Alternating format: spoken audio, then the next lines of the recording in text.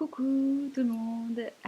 Aujourd'hui une vidéo sur des sujets qui sont revenus encore une fois de manière assez récurrente sur des questionnements, donc je me suis dit pourquoi pas en faire une petite vidéo. Comme ça pourra peut-être aider d'autres personnes qui se sont posées ces questions-là. Donc ça va concerner les crises d'angoisse ou les sentiments de malaise intense qu'on peut rencontrer dans des situations, on va dire, légitimes et dans d'autres qui le sont moins, où on peut ne pas comprendre le sentiment d'angoisse qui nous envahit, euh, ou de peur, voilà, d'angoisse, de peur, de mal-être, de vraiment, enfin voilà. En gros, c'est pour toutes les personnes qui se questionnent à ce niveau-là. Alors, il y a deux types, on va dire, de créer, enfin, on va déterminer deux types de création d'angoisse. Parce qu'on pourrait dire oui, mais tout vient de moi, c'est moi qui me fais ces scénarios, enfin pas ces scénarios justement, mais c'est moi qui me provoque ça. Et donc là, on va, même si évidemment on est responsable dans la vie de ce qui nous arrive, il y aura quand même une petite nuance, voilà, dans cette vidéo. Donc la première, dans ces deux façon de voir les choses. Il y a la première où effectivement il y aura une sorte de pensée qui arrive au sein du mental, qui va être alimentée par d'autres pensées. Celles-ci seront dans des questionnements plus ou moins négatifs, de peur, d'anxiété, et ça va faire un effet boule de neige, ce qui va créer une pression sur le plexus solaire, et du coup sur la gorge, ça va bloquer évidemment les énergies. Euh, Ça va pas permettre au chakra de tourner correctement et même les idées vont être complètement parasitées, c'est-à-dire qu'il n'y aura plus forcément de bon sens ou de, ou de il n'y aura pas une réalité qui va être finalement très constructive en fait dans ces schémas de pensée. Et ces schémas de pensée peuvent créer justement l'angoisse. Et puis il y a le deuxième cas de figure où c'est bah, tout va bien, vous êtes plutôt en vrai super bien, et puis tout d'un coup, ça arrive sans prévenir, là, paf, ça va pas du tout, les sueurs froides, vous n'êtes pas bien, et puis là, bah, forcément, vu qu'il y a ce sentiment-là, vous paniquez, plus vous paniquez, plus vous paniquez, voilà, ainsi de suite, hein, c'est évident. Bah là, ces deux cas de figure sont quand même assez différents. Parce que dans le deuxième cas, il faut questionner l'environnement extérieur à ce moment-là, mais pas que l'environnement énergétique. Et là où j'ai pas la prétention, encore une fois, de faire une thèse sur le sujet qui franchement est tellement vaste, tellement large, et plein d'autres gens seront plus qualifiés que moi pour le faire. Mais là où j'aimerais apporter ma contribution, c'est sur le fait effectivement que euh, ça, certaines personnes le voient. Je suis sûre que ça va vous parler. On peut le voir dans l'astral, mais on peut aussi le sentir, c'est-à-dire qu'on est tous traversés par des sortes de grilles, des grilles énergétiques. Et donc elles ont comme différentes couleurs. Donc on peut les voir à des occasions, ça arrive, mais même si on ne les voit pas, de toute façon, on est tous dans ces grilles-là. Donc il y aura, on va dire, ce qu'on appelle la grille de l'inconscient collectif, qui peut être comme une espèce de toile araignée. Il y a des grilles, une grille bleue qui, elle va être plus au-dessus, qui est plus lumineuse, qui va être comme un réseau comme une toile un peu merveilleuse, quoi, quelque part. Et puis, il va y avoir différents rayons qui nous traversent, en fait, hein. Et je parle même pas de ce qui va être ondes électromagnétiques, tout ça, c'est pas mon domaine. Mais bon, ça fait partie d'une grille aussi, quoi, hein, évidemment. Et du coup, plus le rayon, entre guillemets, tous ces rayons-là sont très différents, ils vont correspondre à des énergies différentes, à une, comment dire, à une adéquation, une correspondante ça va correspondre en gros à des grilles en nous, mais qui seront évidemment pas sur les mêmes fréquences. Voilà, ouais, j'ai enfin réussi à le dire. Et en fait, ces différents niveaux de fréquence vont générer forcément différents sentiments, émotions, façons de penser.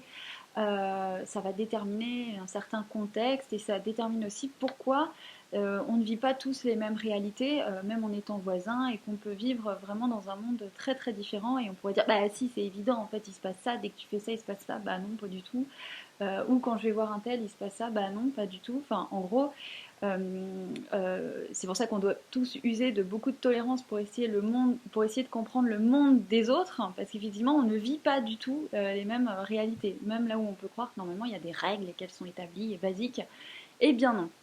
Et donc, donc on est tous des êtres sensibles, traversés par ces différentes grilles, et en étant traversés par ces grilles, il suffit qu'on soit un peu fatigué, décalé, ou justement rayonnant dans la joie, que là, effectivement, on sort ou on entre, on se fait pénétrer en fait par des réseaux, voilà, par ces grilles-là.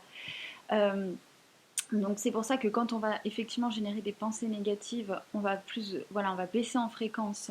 Donc on va se connecter à une grille plus dense qui va correspondre à des énergies, parce qu'évidemment tout est énergie et on n'est pas tout seul.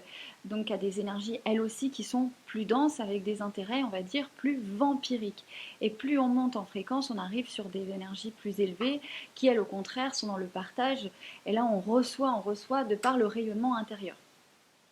Et voilà, ça fait une espèce d'ascenseur. Mais il y a un phénomène très particulier, et c'est là où je voulais en venir, c'est que souvent quand on change d'une grille à une autre, hein, et ça change le niveau de conscience, ça change évidemment le niveau énergétique, ça change la réalité aussi dans laquelle on vit après. Hein. Et quand on change à ce niveau-là et qu'on monte, il y a une sorte d'épreuve initiatique en fait. On ne sort pas de la grille comme ça, ou du moins quand on va se révéler dans un projet par exemple, quand on est au top de sa forme et qu'on est à ça d'être dans la construction d'une idée professionnelle qui va nous mettre en valeur, qui va être sur notre voie de réalisation voilà, personnelle, etc. Donc dès qu'on arrive à ces niveaux de fréquence et de joie, il y a voilà, cette petite épreuve initiative qui arrive et qui vient un peu saper le moral. C'est un peu comme dans les films américains, quand on croit que le héros, tout va bien, et puis tout d'un coup, paf, c'est enfin c'est pas le comique de répétition, pas du tout. Voilà, c'est le scénario très classique, basique, qui est installé dans l'inconscient collectif, hein, du coup. Et, euh, et, du- et en fait, c'est vraiment une sorte d'épreuve à laquelle il faut pas. Enfin, il faut continuer de s'accrocher en fait. Hein. Il ne faut pas se désespérer, même si elle coupe l'herbe sous le pied dans des moments justement. J'essaie de retenir, mais bon, justement dans des moments où vous aimeriez bah, vous êtes sur votre pleine lancée en fait, hein, et vous n'avez pas envie qu'on vous coupe l'herbe sous le pied, et vous êtes justement, puis enfin vous avez un peu confiance dans ce que vous faites, ou un peu, c'est un peu cool, et là, boum, ça peut être une crise d'angoisse qui arrive et qui ne prévient pas. Donc là, il faut le voir comme une sorte de, bah, pour la grille inférieure, elle perd quelqu'un en fait, elle perd entre guillemets une source énergétique qui l'alimentait également. Euh, donc il faut voir comme ça une sorte ah ouais, tu veux vraiment aller ailleurs, ben on va tester ta résistance, on va tester ton pouvoir de décision, on va tester, enfin voilà, donc dans le sens où c'est un peu abusé, c'est quelque chose qui vient vous éprouver dans votre élan, et en même temps il y a une dimension, on va dire, sur une vision des choses un peu plus élevée. C'est voilà, c'est éprouver son courage, c'est éprouver sa force pour en être encore plus fier après. Donc c'est pour ça qu'il ne faut pas se décourager et surtout pas toujours voir ça d'un point de vue mince, je suis vraiment pas capable, j'y arriverai pas, c'est toujours la même histoire. Bah non en fait, ça c'est justement parce que votre inconscient il a enregistré que ça serait toujours cette même histoire-là, qu'il suffit qu'on vous coupe l'herbe sous le pied une à deux fois pour qu'après vous le fassiez tout seul. Donc, en générant ce genre de situation qui va pas vous mettre en valeur, qui vont pas vous mettre en valeur. Donc c'est pour ça qu'à ce moment-là, bah, il faut se battre. Il faut se battre, il faut y aller, il faut pas désespérer parce qu'en fait, il reste vraiment pas grand-chose au bout du chemin pour finalement voir les résultats de ces efforts, de cette volonté d'aller sur une grille énergétique qui serait plus dans le respect de vos énergies, de vous-même, de votre joie, en fait, tout simplement. Euh, je regarde juste ce que j'avais pris, des toutes petites notes. Donc voilà, évidemment, dans ce phénomène-là, il y a aussi les personnes qui vous correspondent de votre entourage, qui correspondront plus à certaines ou certaines grilles énergétiques. Hein. Et là-dessus, bah, c'est pareil, vous pouvez vous sentir très attaqué lors de regroupements collectifs, lors de dîners entre amis, hein, parce que bon, quand on est avec des vrais amis, on ne se sent pas attaqué, on ne se sent pas humilié, on ne se sent pas moqué.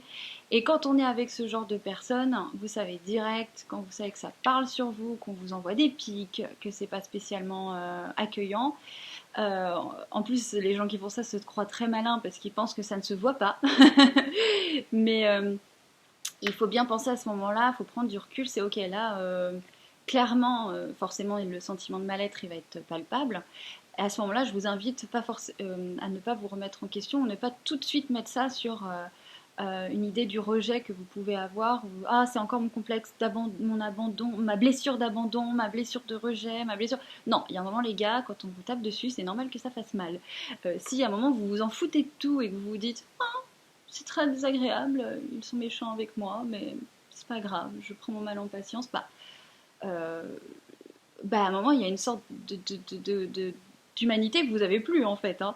Donc il ne faut pas toujours remettre les émotions négatives sous le coup d'une blessure à guérir. C'est que cette émotion que vous ressentez, elle est tout simplement aussi liée, même si on est d'accord qu'il y a 20%, voire 30 parfois de racines dites de la blessure. Bien sûr, on est ok. Hein, je ne suis pas en train de nier ça. Mais ce n'est pas la majorité c'est pas ce qui va justifier ce que vous ressentez en majorité. Et c'est aussi surtout un système d'alarme pour vous dire oula, là il y a un truc, c'est pas cool. Quelque part, énergétiquement, vous n'êtes pas du tout sur les mêmes grilles.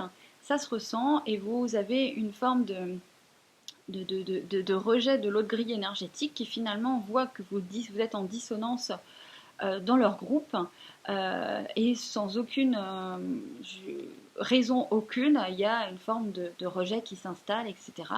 Donc si jamais vous vivez ce genre de situation, essayez de vous apaiser un maximum sur vous-même et voir là où vous pouvez vous remettre en question, mais surtout pas trop non plus parce que on peut parfois se remettre en question là où il n'y a pas besoin, là où il faut juste se dire ok là c'était vraiment pas sympa, c'était vraiment pas sympa, il n'y avait rien qui justifie ce que j'ai vécu.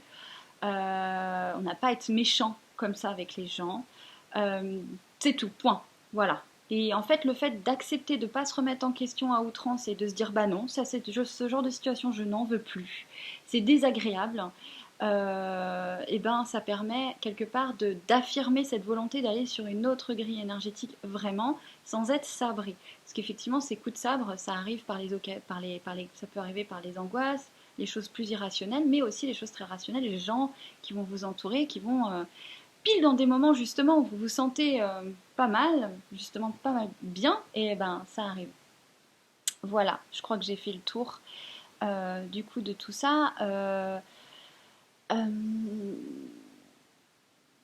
oui, voilà, je pense que j'ai fait le tour pour cette première vidéo. Si jamais vous avez envie d'approfondir le sujet, envoyez-moi un petit mail et puis je verrai si je fais une autre vidéo, s'il y a des questions qui se recoupent.